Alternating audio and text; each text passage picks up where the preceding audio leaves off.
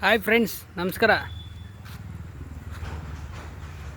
ಬೆಂಗಳೂರಿಂದ ಲೋಡ್ ಮಾಡ್ಕೊಂಬಂದಿದ್ದೆ. ಇಲ್ಲಿ ಬಾಲಾಸೂರ್ ಹತ್ರ ಅನ್ಲೋಡು. ಇವತ್ತು ಶನಿವಾರ ದಿನ ಹೋಳಿ ಹಬ್ಬ. ಬೆಳಗ್ಗೆ 9 ಗಂಟೆಗೆ ಬಂದ್ರೂ ಅನ್ಲೋಡ್ ಆಗಲಿಲ್ಲ. ಏನು ಮಾಡೋಣ, ಹಬ್ಬ ರಜಾ. ಇನ್ನು ಭಾನುವಾರ ನಾಳೆ, ಇನ್ನು ಸೋಮವಾರನೇ ಅನ್ಲೋಡು ಅಂತ ಹೇಳವ್ರೆ.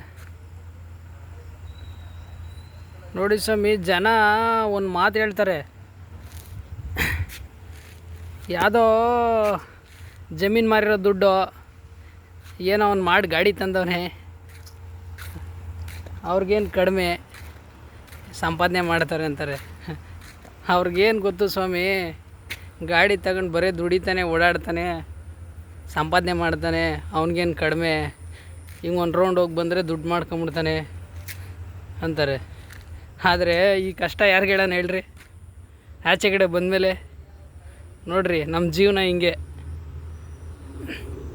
ಸೊಳ್ಳೆ ಸಿಕ್ಕಾಪಟ್ಟೆ ಸೊಳ್ಳೆ ಕಡಿಸ್ಕೊಂತೀವೋ, ಇಲ್ಲ ಗಾಳಿ ಬರಲ್ಲ, ಸೆಕೆ ಧಗೆ, ಮೈ ಮೇಲೆ ಬಟ್ಟೆ ಹಾಕೋಣಕ್ಕಾಗಲ್ಲ, ಆ ಥರ ಸೆಕೆ. ಒಂದೇ ಒಂದು ನಿಮಿಷ ಔಟ್ಸೈಡಲ್ಲಿ ನಿಂತ್ಕೊಳಕ್ಕಾಗಲ್ಲ, ಅಷ್ಟು ಸೊಳ್ಳೆ ಎಸ್ತವೆ. ನೋಡಿರಿ, ಬಟ್ಟೆ ಒಗೆದು ಅಲ್ಲಾರ ಹಾಕಿದ್ದೀನಿ, ಸೊಳ್ಳೆ ಕಡಿತವೆ. ನೋಡಿರಿ ನನ್ನ ಅವಸ್ಥೆ. ನೋಡಿ, ಇಂಥ ಜಾಗದಲ್ಲೆಲ್ಲ ಹಾಸ್ಕೊಂಡು ಮಲ್ಕೊಂತೀವಿ ನಾವು. ನಮ್ಮ ಕಷ್ಟ ಹಿಂಗೆ. ಆಚೆ ಕಡೆ ಇಷ್ಟು ಕಷ್ಟ ಬಿದ್ದು ಏನೋ ಎಲ್ಲರಂತೆ ಚೆನ್ನಾಗಿರ್ಬೇಕು ಅಂತ ಕಷ್ಟ ಬೀಳ್ತೀವಿ ಅಷ್ಟೇ.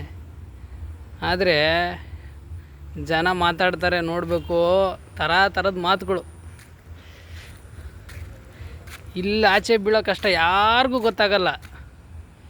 ನೋಡಿದ ತಕ್ಷಣವೇ ಏನಾದರೂ ಒಂದು ಅನ್ನೋದಷ್ಟೇ ಕಲ್ತವ್ರೆ. ಅದಕ್ಕೆಲ್ಲ ತಲೆ ಕೆಡ್ಸ್ಕೊಂಬಾರ್ದು ಜೀವನದಲ್ಲಿ.